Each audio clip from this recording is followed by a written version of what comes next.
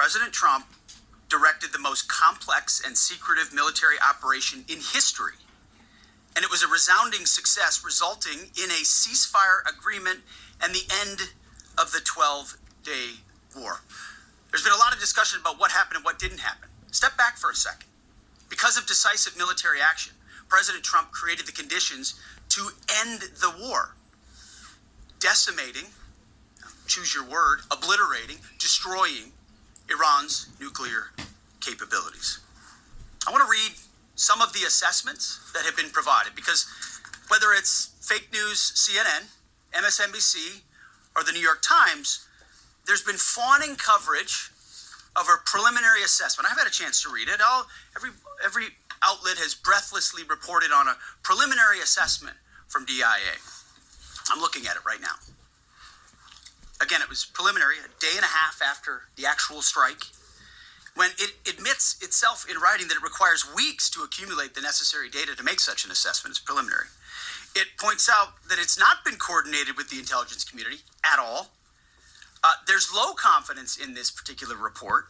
It says in the report there are gaps in the information. It says in the report multiple linchpin assumptions are what this assessment, a linchpin assumption, you know what that is?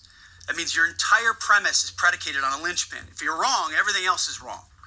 And yet, still, this report acknowledges it's likely severe damage. Again, this is preliminary, but leaked because someone had an agenda to try to muddy the waters and make it look like this historic strike wasn't successful. I'm going to get to the chairman in a moment because he's going to lay out the particulars for you based on his professional military experience. But here's what other folks are saying. The DIA that put that report out says that this is a preliminary low-confidence report and will continue to be refined as additional intelligence becomes available. How about the Israeli Atomic Energy Commission? The devastating U.S. strikes on Fordow destroyed the site's critical infrastructure and rendered the enrichment facility inoperable. Have any of these quotes made their way into the New York Times or the Washington Post? MSNBC? CNN? Any of these quotes? How about this one? This is a new one from the UN, the United Nations.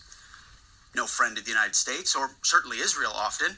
Here's the head of the UN Atomic Energy Agency this morning, Rafael Grossi. U.S. and Israeli strikes caused enormous damage to Iran's nuclear sites. Don't take my word for it. How about the IDF's chief of staff? I can say here that the assessment is that we significantly damaged the nuclear program, setting it back by years. I repeat, years. The Iranian foreign minister, the spokesman, our nuclear installations have been badly damaged, that's for sure. I'm sure that's an understatement.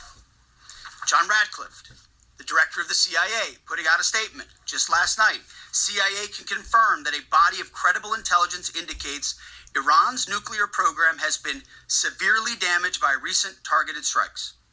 This includes new intelligence from a historically reliable, very different than preliminary assessment with low confidence. He's saying historically reliable and accurate source and method that several key Iranian nuclear facilities were destroyed over the course of years. CIA continues to collect additional reliably sourced information to keep appropriate decision makers fully informed. How about DNI Tulsi Gabbard yesterday? She writes, and I quote, "New intelligence confirms what POTUS has stated numerous times. Iran's nuclear facilities have been destroyed."